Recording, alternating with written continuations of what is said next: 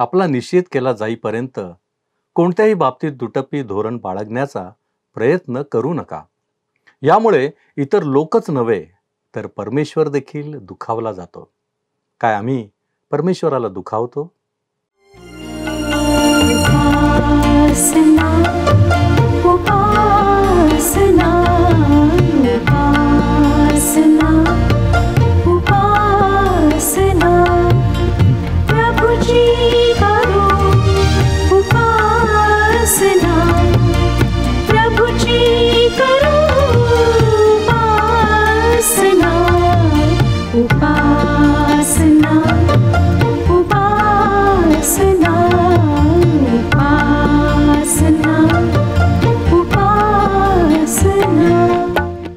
सर्व सृष्टीचा निर्माणकर्ता परमेश्वर याच्या नावाला मान, महिमा आणि गौरव सदा सर्व काळ असो. उपासना कार्यक्रमामध्ये आपले स्वागत आहे. प्रियांनो, आपल्याकडे एक म्हण आहे, 2 दगडांवर पाय ठेवू नये किंवा 2 धन्यांची चाकरी करू नये. याचाच अर्थ असा की आपले आचरण किंवा वागणूक वेळ प्रसंगानुसार बदलणे. एकंदरीत काय तर ढोंगीपणा करणे. प्रियांनो, नेमके हेच आपण आजच्या अध्ययनात पाहणार आहोत. पेत्र जो ख्रिस्ताचा शिष्य, प्रेषित म्हणून नावाजलेला, त्याने इतर लोक काय म्हणतील म्हणून ढोंगीपणा केला. त्याने त्याचे वागणे लोकांकडे पाहून बदलले. त्याने असे करण्याचे कारण काय होते आणि यावर पौलाची काय प्रतिक्रिया होती, या सर्व गोष्टी पाहण्यासाठी आपण आपल्या अध्ययनाची सुरुवात करूया. श्रोत्यांनो, ह्या दिवसांमध्ये आम्ही गलतीकरास पत्राचे अध्ययन करीत आहोत. 2 अध्यायाच्या 1 ते 10 वचनांवर आम्ही विचार केलेला आहे. यानंतरच्या पुढच्या भागामध्ये पौलाचा अंत्योकियामधला पेत्राबरोबरचा अनुभव वर्णन करण्यात आला आहे. याआधी या वैयक्तिक बाबींच्या विभागामध्ये आपण पौलाचा येशू ख्रिस्ताविषयीचा अरबस्थानातला अनुभव, येरुशलेमेतील प्रेषितांबरोबरचा अनुभव आम्ही पाहिलेला आहे. आता त्याचा पेत्राविषयीचा अनुभव आपण पाहणार आहोत. अंत्योखियातील मंडळी मुख्य करून यहुदीतर विश्वासणाऱ्यांची होती, पण तरीही तिच्यामध्ये यहुदी विश्वासणारेही होते. या ठिकाणी घडलेली घटना समजण्यासाठी आम्हाला त्या काळातल्या मंडळीची कार्यपद्धती समजून घेणे आवश्यक आहे. या मंडळीमध्ये प्रभू भोजनाशी संबंधित प्रीतिभोजन असे. याविषयी पौलाने त्याच्या करिन्थिकरास लिहिलेल्या पहिल्या पत्रात बरेच काही लिहिले आहे.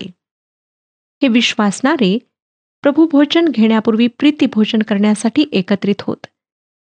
जेव्हा यहुदीतरांचेही तारण झाले तेव्हा समस्या निर्माण झाली. या मंडळांमध्ये मूर्तींना अर्पण करण्यात आलेले काहीही न खाणारे यहुदी होते. यहुदीतर विश्वासणारे पूर्वी मूर्तीपूजक असल्याने ते मूर्तीपुढे ठेवलेले मांस व यहुद्यांना निषिद्ध असलेल्या प्राण्यांचे मांस खात असत. त्यामध्ये त्यांना काहीच गैर वाटत नसे, कारण त्यांना पहिल्यापासून तसे शिकवण्यात आले नव्हते. त्यांच्या या खाण्यामुळे यहुदी विश्वासणारे दुखावल्या जात. ही समस्या सोडविण्यासाठी या अंत्योखियाच्या मंडळीत 2 पंक्ती करण्यात आल्या. एक यहुदी विश्वासणाऱ्यांची पंगत होती, तर दुसरी यहुदीतर विश्वासणाऱ्यांची होती. पौल यहुदीतरांबरोबर पंक्तीला बसत असे. जरी तो यहुदी होता तरी तो यहुदीतरांबरोबर जेवण करीत असे. कारण तुम्ही मांस खा अगर मांस खाऊ नका, त्यामुळे देवासमोर असलेल्या तुमच्या स्थानात काही फरक पडत नाही, अशा मताचा तो होता. जेव्हा पौलाला भेटण्यासाठी शिमोन पेत्र अंत्योखियास आला तेव्हा त्याच्यासाठी तो एक नवीन अनुभव होता. आणि जरी त्याचे परिवर्तन झाले होते तरी त्याने आतापर्यंत काहीही निषिद्ध खाल्लेले नव्हते. कर्नेल्याच्या घरी जात असताना यापो या ठिकाणी एका घराच्या धाब्यावर प्रार्थना करीत असताना पेत्राला काय अनुभव आला तो कदाचित आपणाला आठवत असेल. त्याला त्याच्या दृष्टांतामध्ये आकाश उघडलेले व मोठ्या चांदण्यासारखे 4 कोपरे धरून सोडलेले एक पात्र, ज्यामध्ये सर्व प्रकारचे प्राणी होते, ते उतरताना दिसले. प्रेषितांची कृत्ये 10वा अध्याय 13, 14 आणि 15 वचने मला सांगतात. प्रेषितांची कृत्ये 10वा अध्याय 13, 14, 15 वचने. मग त्यास अशी वाणी झाली की पेत्रा, उठ, मारून खा. पेत्र म्हणाला, नको नको प्रभू, असे कसे होईल? कारण निषिद्ध आणि अशुद्ध असे मी कधी काही खाल्ले नाही. मग दुसऱ्याने त्यास अशी वाणी झाली की देवाने जे शुद्ध केले ते तू निषिद्ध मानू नको. पौलाला भेटण्यासाठी अंत्योकियाला येण्यापूर्वीच पेत्र विश्वासणारा होता, परंतु तरीही तो खाण्याच्या बाबतीमध्ये यहुदी रीतिरिवाज पाळत असे. जेव्हा तो अंत्योकियाला आला तेव्हा त्याला ह्या 2 वेगवेगळ्या पंगती दिसल्या. त्यावेळेस त्याची काय प्रतिक्रिया झाली त्याचे वर्णन आपण गलतीकरास पत्र 2 अध्याय 11 आणि 12 वचनांमध्ये वाचूया. 11 आणि 12 वचने. पुढे केफा अंत्योकियास आला तेव्हा तो दोषी असल्यामुळे मी त्याला तोंडावर अडवले, कारण याकोबाकडील कित्येक जण येण्यापूर्वी तो परराष्ट्रीयांच्या पंक्तीस बसत असे, परंतु ते आल्यावर तो सुनता झालेल्या लोकांना भिवून माघार घेऊन वेगळा राहू लागला. या वर्णनावरून त्या ठिकाणी नक्की काय झाले असेल याची आपण कल्पना करू शकतो. काही यहुदी जे विश्वासणारे होते या मंडळीला भेट द्यायला आले असणार व त्यांना पाहून पेत्र घाबरला असणार. हे लोक आपल्याला यहुदी तरांबरोबर भोजन करताना पाहतील व आपल्याला नावे ठेवतील आणि बाहेर जाऊन आपली बदनामी करतील असे पेत्राला निश्चितच वाटले होते, कारण तो ताबडतोब यहुदीतर विश्वासणाऱ्यांना सोडून यहुदी विश्वासणाऱ्यांच्या पंगतीला जाऊन बसला. आणि पुढाऱ्याचे हे वागणे पाहून इतरही यहुदी विश्वासणाऱ्यांनी तसेच केले आणि त्यांच्या या वागण्यामुळे बर्नबाची ही दिशाभूल झाली व तोही त्यांच्याकडे ओढावला गेला. श्रोत्यानो, पेत्र कसा माणूस होता हे आपल्याला माहीतच आहे. तो एखादी गोष्ट करण्यापूर्वी किंवा बोलण्यापूर्वी त्याविषयी सखोल विचार करीत नसे. ऐन वेळेवर जे सुचेल तसे तो बोलत असे आणि वागत असे. आताही त्याचे वागणे तसेच होते. यावेळेस तो लोक मला काय म्हणतील असा विचार करून घाबरला व त्याने देवाच्या वचनाच्या विरोधात असे नकळत वर्तन केले. तुमच्यापैकी अनेकांवर असा प्रसंग आला असेल. अविश्वासणाऱ्यांच्या संगतीत आपण एकटेच विश्वासणारे आहोत, एकटेच ख्रिस्ती आहोत या जाणीवेने होऊ शकतं की तुम्ही कधी घाबरला असाल. आता आपल्या विश्वासावरून हे लोक आपल्याला नावे ठेवतील, आपली थट्टा करतील, आपली टवाळी करतील किंवा आपल्याला वाळीत टाकतील या भीतीने तुमचे मन ग्रासले असणार. अशा वेळेस पेत्राप्रमाणे स्वतःचा विश्वास किंवा तत्व यांचा थोडा वेळ का होईना तुम्ही लोकांच्या भीतीने त्याग केला असेल. छे, तसे काही नाही, मला तुमचे बोलणे वगैरे सर्व चालते, मी काही फार वेगळा नाही असे म्हणून तुम्ही क्षणार्धात ह्या अविश्वासणाऱ्यांना संतोष देण्यासाठी आपला ख्रिस्ती विश्वास झटकून टाकला असेल. परंतु असे हे आमचे वागणे देवाला पसंत नाही. पौलाने वर्णन केलेल्या या घटनेद्वारे आम्हाला देवाचे वचन त्याविषयी सावध करते. 13 आणि 14 वचने पहा. त्याच्याबरोबर बाकीच्या यहुद्यांनीही ढोंग केले. ते इतके की बर्नबाही त्यांच्या ढोंगाने तिकडे ओढला गेला. परंतु सुवार्तेच्या सत्याप्रमाणे ते नीट चालत नाहीत असे मी पाहिले तेव्हा सर्वांसमक्ष मी केफाला म्हटले, तू यहुदी असताही परराष्ट्रीयांसारखा वागतोस, यहुद्यांसारखा वागत नाहीस, तर परराष्ट्रीयांनी यहुद्यांसारखे वागावे म्हणून तू त्यांच्यावर जुलूम करीतोस हे कसे? श्रोत्यांनो, स्पष्ट आहे की पेत्राचे हे भेदभाव करून वागणे चुकीचे आहे व ते यहुदीतर विश्वासणाऱ्यांना तुच्छ लेखण्याप्रमाणे आहे. या ठिकाणी ख्रिस्तामध्ये जे स्वातंत्र्य विश्वासणाऱ्यांना देण्यात आले होते ते स्वातंत्र्य पेत्राने नाकारलेले दिसते. यरुशलेमेहून आलेले विश्वासणारे फारच कायदेकानून पाळणारे होते. ते कृपेने विश्वासणारे झालेले होते, पण इतर विश्वासणाऱ्यांनीही आपल्याप्रमाणेच वागले पाहिजे असा त्यांचा अट्टहास दिसतो. त्यांच्या या वागण्यावरून पौल त्यांना रागे भरला. त्यावरून नियमशास्त्र पाळण्याविषयीची त्यांच्या वर्तनातली विसंगती दिसून येते. जर पेत्र स्वतः यहुदी असताना विदेशी लोकांसारखा वागत होता तर त्याने विदेशी लोकांनी यहुद्यांसारखे वागावे असा अट्टहास का धरावा? जर शिमोन पेत्रासाठी नियमशास्त्राधीन राहणे योग्य नव्हते तर ते विदेशी विश्वासणाऱ्यांसाठीही योग्य नव्हते काय? पौल या अध्यायाच्या पुढच्या भागात एक सिद्धांत मांडतो. तो सिद्धांत तुम्हा सर्वांना ठाऊकच आहे. विश्वासाच्या द्वारे न्यायी ठरणे हा तो ख्रिस्ती विश्वासाचा अत्यंत महत्त्वाचा सिद्धांत आहे व या ठिकाणी हा सिद्धांत मांडताना पौल यहुदीवाद्यांचे तत्व, नियमशास्त्राच्या पालनाद्वारे तारण व प्रेषितांचे तत्व विश्वासाद्वारे तारण या 2 तत्वांमधला विरोध स्पष्ट करतो व तो यहुदीवाद्यांचे तत्व खोडून टाकतो आणि प्रेषितांचे तत्व दृढ करतो. हा सिद्धांत मांडताना पौल यहुद्याची भूमिका घेतो. त्या काळात यहुदी लोक यहुदीतरांना तुच्छ लेखत असत. खरे तर यहुदीतर व पापी हे दोन्ही शब्द त्यांच्या दृष्टीने समानार्थी होते. ते त्यांना पापी समजत. यावरून पॉल नियमशास्त्राच्या पालनाविषयीच्या अट्टहासाची चूक दाखवून देतो. गलतीकारास पत्र 2 अध्याय 15 आणि 16 वचने पहा. आम्ही जन्मतः यहुदी आहो, पापिष्ट परराष्ट्रीयातले नाही. तरी मनुष्य नियमशास्त्रातील कृत्यांनी नीतिमान ठरत नाही, तर येशू ख्रिस्तावरील विश्वासाच्या द्वारे ठरतो. हे जाणून आम्हीही ख्रिस्त येशूवर विश्वास ठेवला, यासाठी की आम्ही ख्रिस्तावरील विश्वासाने नीतिमान ठरावे, नियमशास्त्रातील कृत्यांनी नव्हे. कारण नियमशास्त्रातील कृत्यांनी मनुष्य जातींपैकी कोणीही नीतिमान ठरणार नाही. श्रोत्यांनो, या लांबलचक वचनाचा अर्थ समजून घेण्यासाठी आपण त्याचे छोटे छोटे भाग पाडूया. सर्वप्रथम नियमशास्त्र म्हणजे काय ते आपण पाहूया. नियमशास्त्र म्हणजे देवाने दिलेल्या सर्व आज्ञांचा सारांश आणि नियमशास्त्रातील कर्म म्हणजे त्या आज्ञांचे पालन होय. या कर्मांच्या किंवा आज्ञांच्या पालनाने आपण देवासमोर नीतिमान ठरतो असे यहुदी व ख्रिस्तावर विश्वास ठेवणारे यहुदीवादी मानत असत. आणि एवढेच नाही तर प्रत्येकाने मोशेचे हे नियमशास्त्र पाळावे असा आग्रह धरत. नियमशास्त्राचे काटेकोर व तंतोतंत पालन केल्याने आपण देवासमोर नीतिमान ठरू असे ते मानत असत. फक्त देवाची, जिवंत देवाची उपासना करणे, शब्बात पवित्रपणे पाळणे, व्यभिचार, चोरी, खून या गोष्टी टाळणे वगैरे अनेक नीतिनियम पाळणे बंधनकारक होते. परंतु नियमशास्त्राचे तंतोतंत पालन करणे एक अशक्य कोटीतली गोष्ट होती. खुद्द येशू ख्रिस्ताने आम्हाला सांगितले की व्यभिचाराचे विचार म्हणजेच व्यभिचार किंवा खुनाचे विचार म्हणजेच खून होय. अशा प्रकारचे कडक नियम पाळणे कोणत्याही मनुष्याला शक्य नाही. फक्त येशू ख्रिस्तच ते नियम पाळू शकला. म्हणून पवित्र शास्त्र स्तोत्रसंहिता 143च्या 2 वचनात सांगते. स्तोत्रसंहिता 143 अध्याय आणि 2 वचन. देवापुढे कोणीही मनुष्य नीतिमान ठरणार नाही.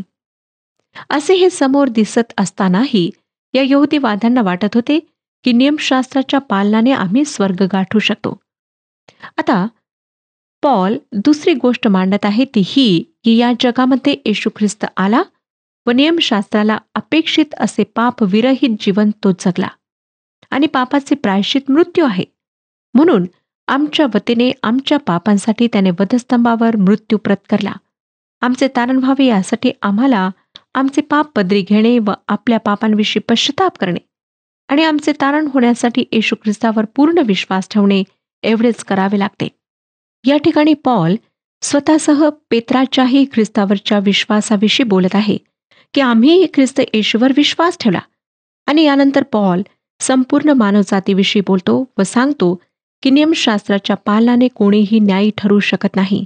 म्हणजे तुमचा धर्म, तुमचे शिक्षण, तुमचे सामाजिक व आर्थिक स्थान, तुमचा वर्ण, तुमची जात काहीही असो, तुमच्या कर्मांनी तुमचे तारण होणे शक्य नाही. पवित्र शास्त्र सांगते की नियमशास्त्रातील कर्मांनी मनुष्य जातीतील कोणीही नीतिमान ठरायचा नाही, तर मनुष्य जातीचे येशू ख्रिस्तावरील विश्वासाच्या द्वारे तारण होईल. श्रोत्यांनो, पवित्र शास्त्रामध्ये विश्वासाद्वारे तारण या सिद्धांताविषयक असलेले हे एक फार महत्त्वाचे विधान आहे. या सिद्धांताचा प्रेषितांनी स्वतः स्वीकार केला. तो त्यांचा स्वतःचा व्यक्तिगत अनुभव होता आणि त्याला जुन्या करारातील सत्याची म्हणजे नियमशास्त्राच्या पालनाने कोणाचेही तारण होत नाही या सत्याची जोड आहे.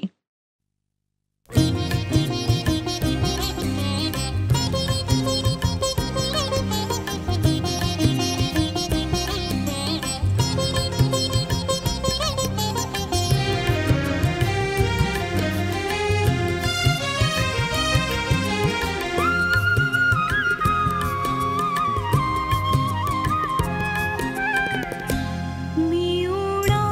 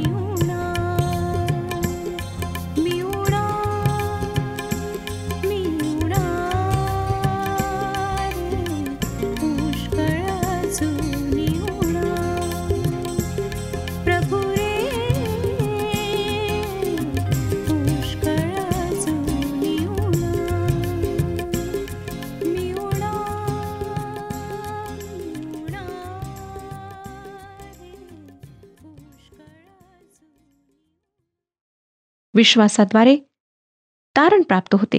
या सिद्धांताची खात्री आम्हाला अशा प्रकारे देण्यात आल्यानंतरही जर आमच्यापैकी कोणी स्वतःच्या कर्माने तारणप्राप्ती करून घेण्याचा दुर्दैवी प्रयत्न करीत असेल तर आम्ही त्यासाठी काहीही करू शकत नाही. श्रोत्यानो, मी आपणाला प्रश्न विचारू इच्छिते. आज आपण तारणप्राप्तीसाठी, पापांपासून मुक्ती प्राप्त करून घेण्यासाठी काय करीत आहात? काय प्रत्येक वर्षी आपण तीर्थस्थानाला भेट देता, दानधर्म करता, पुण्यकार्य करता आणि आपला हा विश्वास आहे की जी काही पापे मी केलेली आहेत ती ह्या सर्व गोष्टींद्वारे धुवून जातील आणि मला पापांपासून मुक्ती प्राप्त होईल?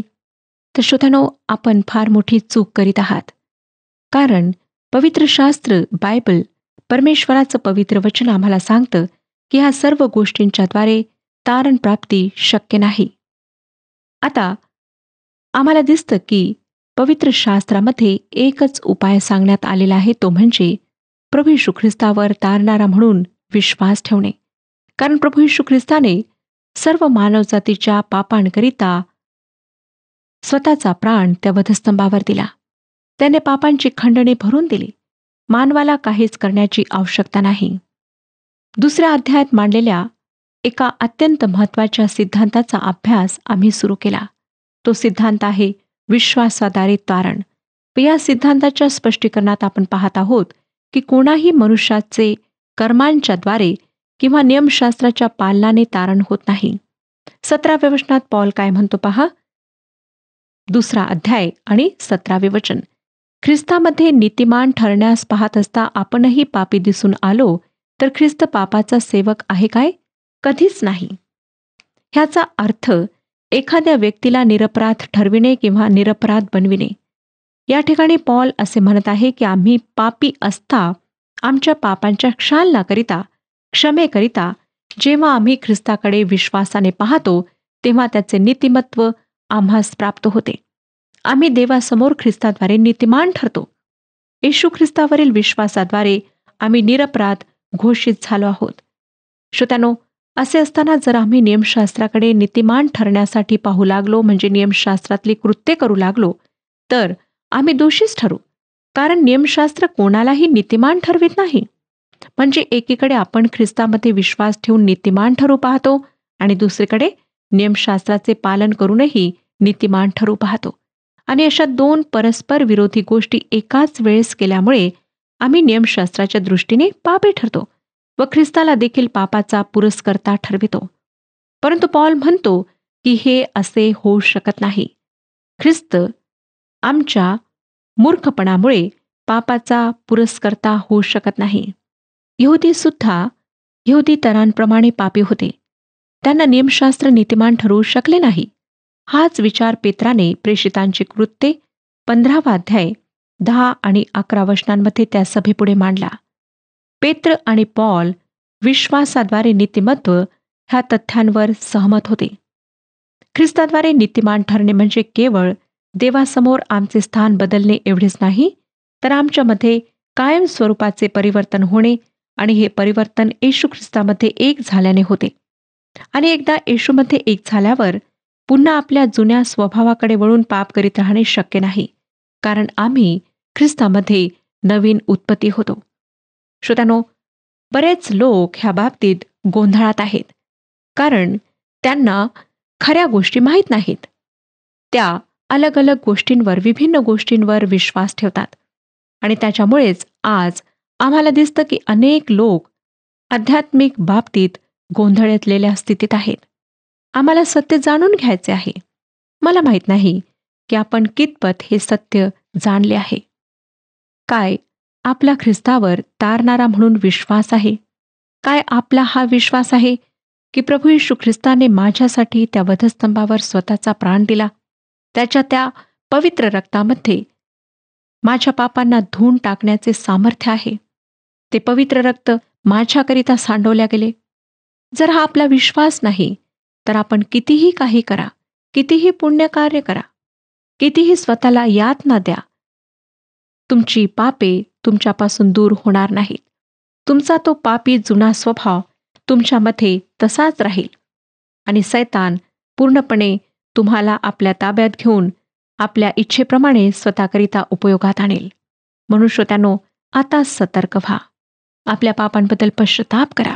त्या पापांचा ख्रिस्तासमोर अंगीकार करा आणि म्हणा की प्रभू, आज तू मला स्वतः जवळ घे.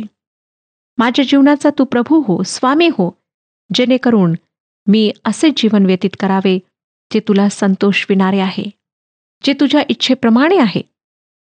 अनेक लोक आज जगामध्ये आहेत ज्यांनी संन्यास घेतलेला आहे, ज्यांनी ह्या जगाचा, ह्या संसाराचा त्याग केलेला आहे आणि त्यांना असं वाटतं की असं केल्याने आम्हाला मोक्ष मिळेल. परंतु असे नाही. पवित्र शास्त्र बायबल अशा गोष्टींविषयी काहीच सांगत नाही. असे करणे म्हणजे स्वतःला फसविणे होय, स्वतःला धोका देणे होय. म्हणून श्रोत्यांनो, जे सत्य परमेश्वराने प्रगट केलेले आहे त्याकडे वळा. हे सत्य जाणून घ्या. पवित्र शास्त्रात हे सत्य स्पष्ट करण्यात आलेले आहे. प्रभू येशू ख्रिस्ताने म्हटले, मार्ग, सत्य आणि जीवन मीच आहे. माझ्या विना परमेश्वराजवळ कोणी जाऊ शकत नाही. कदाचित तुम्ही स्वप्रयत्नांनी परमेश्वरापर्यंत पोहोचण्याचा प्रयत्न करीत आहात. तुम्ही असफल ठराल, अयशस्वी ठराल, कारण आम्ही स्वप्रयत्नांनी परमेश्वराला प्राप्त करू शकत नाही, त्याच्याजवळ पोहोचू शकत नाही. फक्त एकच उपाय आहे, तो म्हणजे प्रभू येशू ख्रिस्त, जो मार्ग आहे, प्रभू येशू ख्रिस्त जो सत्य आहे, प्रभू येशू ख्रिस्त जो जीवन आहे. जर आपणाला अनंतकालचं जीवन पाहिजे आहे तर ख्रिस्ताजवळ या. जर आपणाला सत्य जाणून घ्यायचे आहे तर ख्रिस्ताकडे या. जर आपणाला खरा मार्ग अवलंबायचा आहे तर ख्रिस्ताजवळ या. त्याच्यावर विश्वास ठेवा. तो आज तुमची वाट पाहत आहे.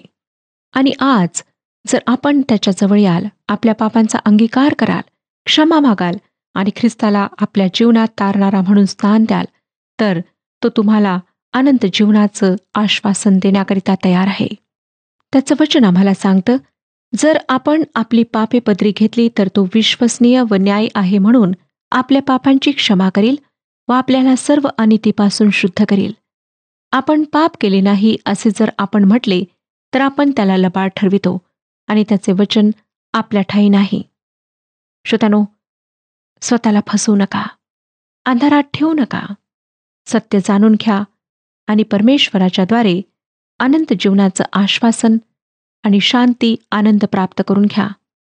तो आपणाला ती शांती देण्याकरिता तयार आहे जी हे जग देऊ शकत नाही. ह्या जगामध्ये मिळणारी शांती ही क्षणभंगूर आहे, परंतु परमेश्वर जी शांती प्रभू येशू ख्रिस्ताद्वारे आम्हाला देतो ती सदाकाळ टिकणारी आहे. आजच निश्चय करा.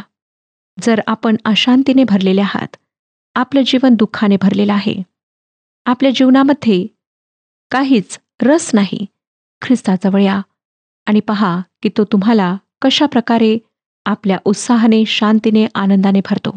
परमेश्वर आपणास सर्वांस आशीर्वाद देव. हा कार्यक्रम आपणास आवडला काय? आता आम्हाला एक मिस कॉल करा आणि आपण पुढील विजेता होऊ शकता.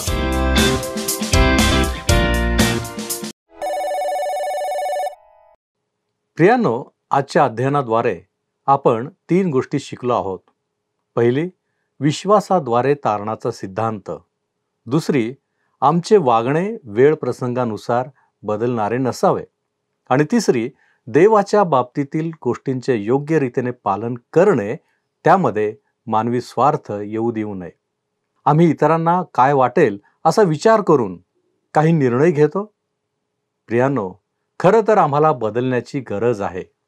काय आपण आपल्या कृतीमध्ये बदल करण्यास तयार आहात? आपण प्रार्थना करूया. आमच्यावरती प्रीती करणाऱ्या आमच्या महान प्रेमळ परमेश्वरा, आम्ही तुझ्या नावाला धन्यवाद देतो, तुझी स्तुती करतो बापा, की आम्ही योग्य आचरण करावं ही तुझी इच्छा आहे. आणि म्हणूनच प्रभूजी, आजच्या वचनांच्याद्वारे ज्या गोष्टी तू आमच्या समोर ठेवलेल्या आहेस प्रभूजी, ते आम्ही स्वीकारतो. आणि प्रभूजी, आम्ही निश्चय करतो की आमच्या दैनंदिन जीवनामध्ये आम्ही या गोष्टी पालन करण्याचा प्रयत्न करू. होय प्रभूजी, आमचा अशक्तपण दूर कर. आणि आम्ही योग्य कृती करण्यासाठी तुझी कृपा तू आम्हाला पुरव. येशू ख्रिस्त आमचा प्रभू याच्याद्वारे मागतो म्हणून तू ऐक. आमेन. आपल्या मनोवृत्तीत नवे व्हा. नीतिमत्व व पवित्रता यांनी युक्त असा नवीन मनुष्य धारण करा. प्रभू आपणास सहाय्य करो.